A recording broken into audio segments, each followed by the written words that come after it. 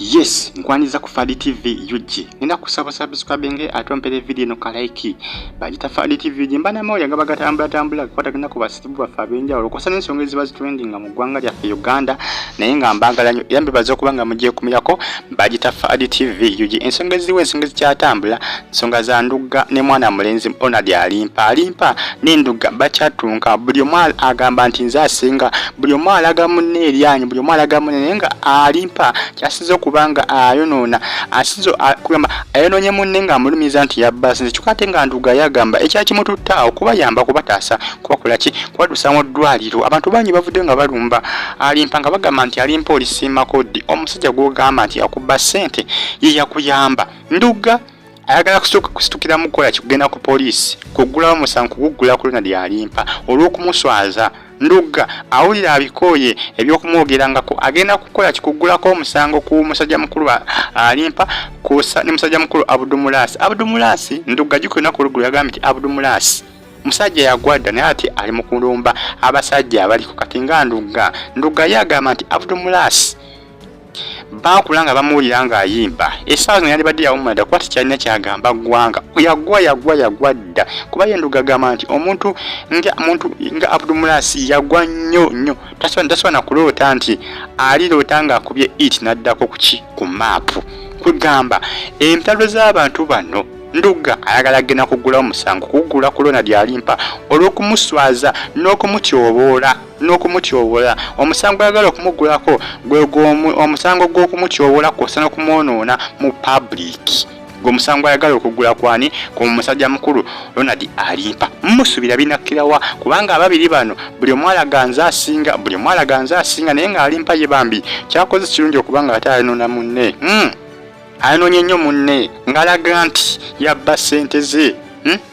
amwononye nnyo ekisusse kigenze ewala engeri gyamwononye mbambi gw'amazima amwononye mu public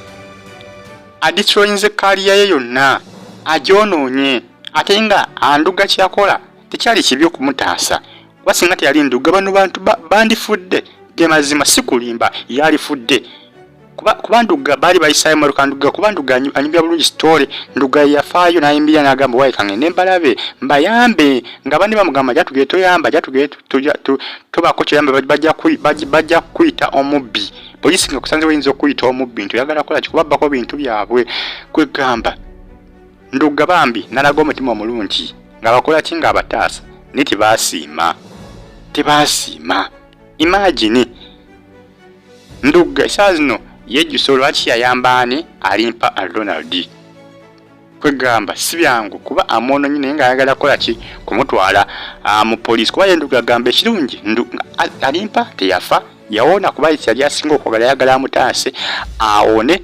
kyekirungi naye agambye akooye okumutyobolanga n'okumwononanga mu public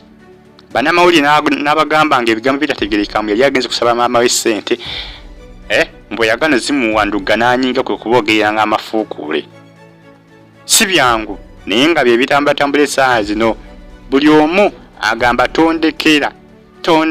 tokindekera nja kukunyiga buli omu alaga lyanyi naye nga Alimpa yeeyisaamuko bubi ku munne yeeyisaamuko ku munne era Nduuga ateekateeka agenda kumugulako musango Alimpa yalinga omusajja omuntu mulamu naye alabika si mwangu empisa ze zirabika zange erigere naye nga Bagita Fadi TV yugi subscribe mbaganya abasinzire kate Saudi Arabia Jordan Bahrain mu ggwanga lya Oman timwe bade kubanga mugiye kumirako Bagita Fadi TV yugi mbere bulungi mweraba subscribe